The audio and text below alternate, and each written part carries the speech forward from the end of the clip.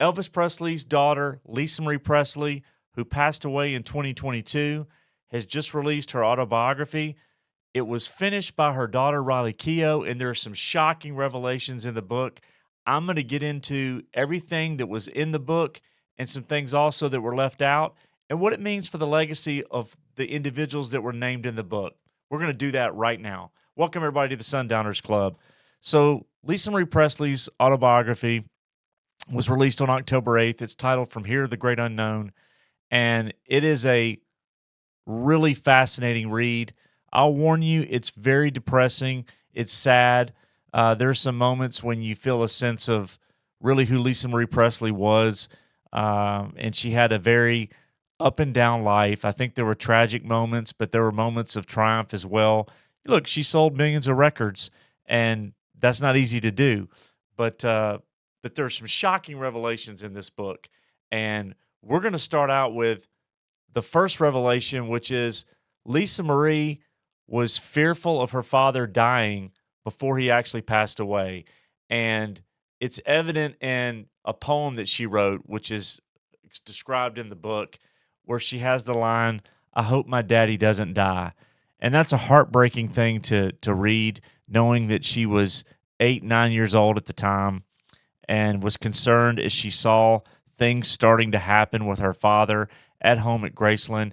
She describes seeing him having fallen face down on the floor. He was trying to hold himself up to steady himself on a towel rack, and it broke, and he had fallen face down. She also describes a very, very sad moment where she goes into his room, and some of the people at Graceland that are there to support him and help him and take care of him are walking him, holding him, walking around the room. They're giving him coffee, trying to steady him. His head is down, and she's sitting in a chair asking if he's going to be okay, and he's out of it, but he looks up and he sees his daughter, and he comes to. And it's just a sad, sad thing to read, knowing that she was there and saw these things happening to her father and was probably helpless. She couldn't do anything about it. And but the fact that Elvis saw her and snapped back into consciousness was a tough thing to read. She also talks about the last time she saw her father alive. They were crossing paths with each other as Elvis was going out to the racquetball court, and he had built a racquetball building on the property at Graceland, and he gave her a hug, told her he loved her, and she told him she loved him, and then he said, "Go to bed." And that's the last time she saw her father alive. She woke up, she heard a noise. His bedroom was across from hers upstairs at Graceland. So she ends up getting up out of bed, and she gets there in time to see him being taken out on a stretcher. And she can't see his face. She can see his pajamas and his socks and his hair on the back of his head, but she didn't see his face. She nervously goes into her bedroom and lights up a cigarette, and she's waiting and waiting. And after over an hour, she hears a commotion downstairs, and she goes downstairs, and she hears her grandfather, Vernon Presley, wailing, "He's gone, he's gone." And here's one of the first shocking things that she says in the book, a keen awareness of what was about to happen in her life. She says, "My life as I knew it was completely over. He's dead, and now I'm stuck with her." It's pretty powerful. The her being Priscilla Presley, who was living in California. And it's just a tough thing to read. And we then get to the Priscilla Presley years as she attempts to raise Lisa. And this is the first thing that happens. She pulls Lisa from Memphis, from Tennessee, from her roots, uproots her, takes her full time out to California. And a combination of taking Lisa to the Scientology Celebrity Center, where there was a little bit of parenting going on there, and also having a boyfriend, Michael Edwards, who entered the picture, was not a good thing for Lisa. And so she talks about how Michael Edwards was inappropriate with her, doing things that, if true, are criminal. She talks about Michael Edwards going into her room in the middle of the night, touching her in places she shouldn't be touched, and saying, this is what's going to happen when you get older. And he gently kissed her and then leaving the room. These were highly inappropriate and criminal things, if true, that Lisa alleges. And Lisa brought the issue to Priscilla, and Michael Edwards apologized, according to Lisa, but he says in Europe, that's how they teach the kids. So that's what I was doing, which, come on now. That's the dumbest thing I've ever heard. They don't do that in Europe. But the abuse didn't stop. And so she talks then about how he would spank her, but she wasn't allowed to look towards him when it was going on. So she accuses him of doing certain sexual things behind her after he spanks her, and she was left with bruises. And she goes to her mother and tells her again that these things were going on. And her mother says, "Well, what did you do to cause that?" Shocking that her mother would say that to her and wouldn't defend her. And if this is true, this is alleged by Lisa. Priscilla won't answer any questions about Michael Edwards and what's in Lisa's book. So we don't have Priscilla's response to this or her side of the story. So until we get that, we have to go with what Lisa's saying. We do have a response from Michael Edwards and his daughter Caroline, and which are somewhat laughable. Michael Edwards wrote a book in 1988 where he talked about being sexually attractive to Lisa and had desires for her. And so that combined with his own daughter Caroline saying that him coming into her room at night was addressed, and they addressed it as a family and moved on. Well, these are things that lend more credibility to Lisa's story. And so, at the end of the day, Michael Edwards did come out with a statement, the former boyfriend of Priscilla Presley, who also, by the way, played John Connor in Terminator 2 that came out in 1991 with Arnold Schwarzenegger. He says, "These claims are absolutely untrue. I never molested Lisa Marie, and I'm shocked at the suggestion that I did. I was encouraged to embellish a harmless anecdote about Lisa Marie in my memoir from the 1980s and now regret that I did. I understand these stories sell books, but the notion that I molested Lisa Marie is just a fabrication." So, again, you wrote the book, dude. You're the one that put those things in the book to make money. So you can't back up and say, well, what I put in the book was a lie or wasn't true. So it doesn't work that way. So you combine what he said in his book about his desires for her with what his own daughter has said about the fact that he did go into her room at night and they addressed it as a family. And then with what Lisa's saying in the book, all the signs point to Lisa being right. So shocking, if true. We also get into a little bit about Scientology. They don't really cover much Scientology in the book, and there's probably some reasons why that was left out to avoid the blowback that Riley Keough would have to deal with Scientology. But we do hear from Lisa that Priscilla would take her out of the home and she would pack her bags and send her in the middle of the night to the Scientology Celebrity Center. And you would think this is an awful thing, but according to Lisa, she did say at the time when she was young that Scientology, she felt like it actually helped her.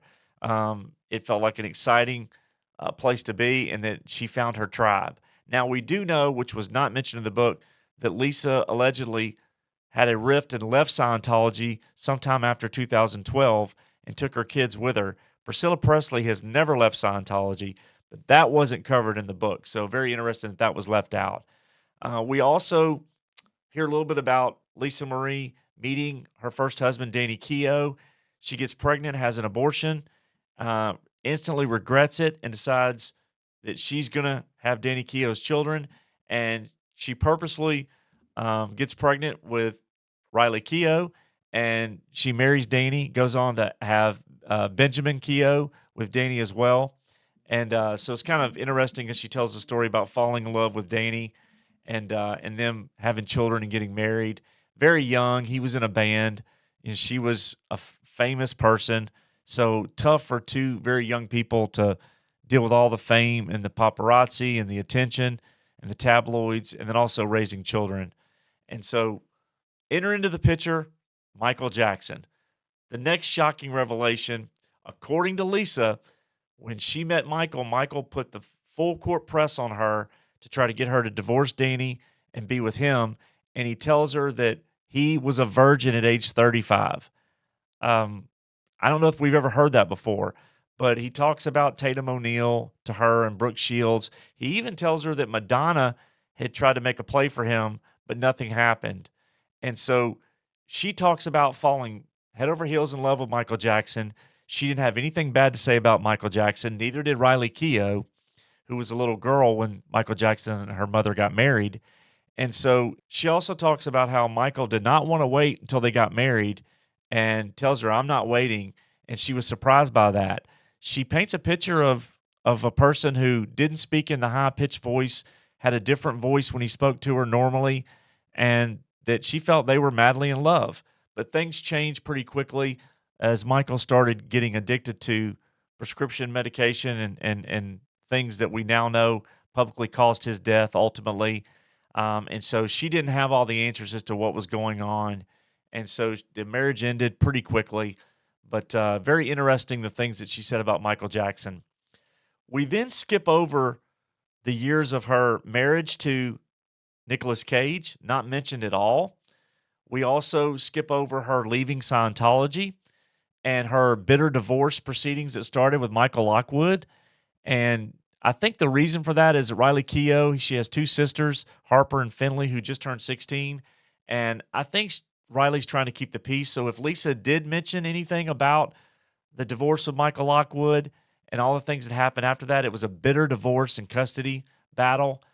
I think that if she did mention that Riley chose to maybe leave it out because these are her sisters, and what good would that do? It's also possible that Lisa did not get into any detail around leaving Scientology and the divorce from Michael Lockwood because she passed away only a month after she asked for Riley's help with doing the book. And so it could be that we just didn't have some of this information either recorded by Lisa or put down to paper by Riley as well. So, those things were left out. We then get to Lisa's addictions. There's a cross-country trip where her son Benjamin rents an RV and takes Lisa from Nashville, where she was staying, back to California. And what was interesting was Lisa was at the height of her addiction, didn't want to take drugs through the airport and risk getting caught and getting on a plane, but she got on an RV and she did drugs all the way through to California and then tried to get herself cleaned up. But she was going through a tough time through the divorce and trying to find herself, and her son was there to help her. But unfortunately, COVID hit, and her son, Ben Keough, was going through depression. Riley talks about not really knowing that, and also that her mother, Lisa, was not fully aware of everything that Ben was going through. And unfortunately, Ben committed suicide during COVID. It was shocking and devastating to Riley, to the family, and especially to Lisa Marie. She never got over Ben. And what was interesting was the decisions Lisa made in going to rehab after the bender that she had, where he drove her via the RV back to California. During that stint of rehab, she decided to have bariatric surgery.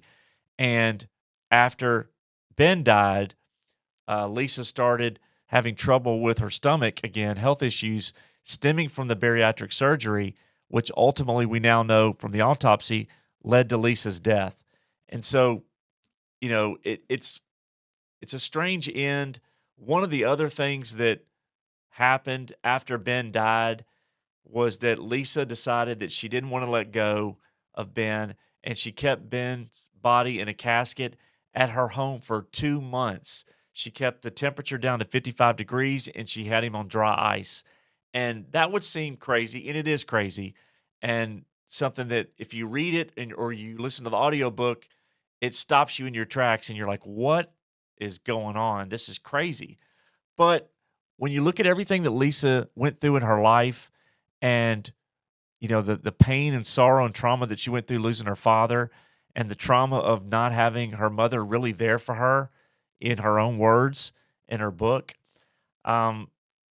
losing Ben, I think, was something she didn't get over. And so if you look in the context of her life, her keeping the casket there for longer than normal kind of makes sense. Ultimately, they decided to take Ben's remains and bury him at Graceland. He is now buried across from his grandfather and next to his mother, Lisa Marie Presley. This book has shocking events that are detailed in it. It's very sad. It's a depressing read, but I think when you look at the big picture and the legacy that Lisa Marie is leaving, I think that she put a lot of time and effort as best she could into raising her children. And you see Riley Keough and the life that she's leading now, at least publicly. Riley seems like she has a good head on her shoulders, and she is now the sole trustee of Graceland, and she's trying to honor her mother's memory and her grandfather's memory. And ultimately, Lisa Marie's legacy is going to be her children. Riley Keough, who now has a daughter, Tupelo, and Harper and Finley, who just turned 16. They look like a cross section of their mother and also their grandfather. And so, how do these children grow up? How did Harper and Finley grow up? What sort of lives do they lead in honoring their mother? We already see Riley Keough, who's been successful in Daisy Jones and the Six and other movies and films. She's now going to be a best-selling author, and she's the sole trustee of Graceland. So Riley Keough seems to have a very good head on her shoulders, and that's a tribute to her mother, Lisa, and her father, Danny Keough. And what remains to be seen of the legacy of Priscilla, she does not come off positively in this book. If you read this book, you will not think highly of Priscilla. This is Lisa's own words, and so you have to take it at face value. This was Lisa's experience, according to her own words, with her mother. We did get an appearance at Graceland in the last few days from Riley Keough, signing the book and answering questions. And the last 20 minutes of her appearance, which was hosted by Nicole Richie, Priscilla Presley walked out on stage. She answered 0 questions about Michael Edwards and the accusations from Lisa in the book. She said she hadn't read the book. She talks about the will being contested, where she didn't even know that Lisa Marie had changed the will back in 2016. And she says, we're all one big happy family. Riley and I get along great, don't we? And she looks at Riley, and Riley waves her hand like this. Very telling. She also did not have anything good to say about Michael Jackson. Priscilla had nothing good to say about Michael Jackson, and that she says she was against the marriage. And then she asked Riley, did you like him? And Riley says, yes, I was 6 years old. And so it was very awkward, the fact that Priscilla's not answering any of these questions, says she hasn't read the book, but yet she's showing up on stage for a question and answer session on the book. So I don't think we're going to see Priscilla at any of the other cities where Riley's going to be making appearances to support this book, but she showed up at Graceland, and I think that was an attempt at a little bit of damage control on Priscilla's part, because there's a lot of blowback that she's going to get from this book. And I think Riley Keough was trying to help her out a little bit to make sure that she doesn't get that blowback. But I don't know that she's going to be able to stop it. I think Priscilla's reputation, which has been questioned for many years, is going to be very much tarnished by this book. So let me know what you think. Are you interested in reading about the late daughter of Elvis Presley and her experiences after her father died, and the legacy of Elvis, and now the legacy of Lisa Marie? If you have read the book, let me know your thoughts. What were some things that stood out to you in the book? What was shocking? What did you not know? What were your overall thoughts about the book and Lisa Marie Presley? While you're doing that, make sure to smash that like button, hit the subscribe button, and share this video with your friends so we can continue to grow our channel. And TCB.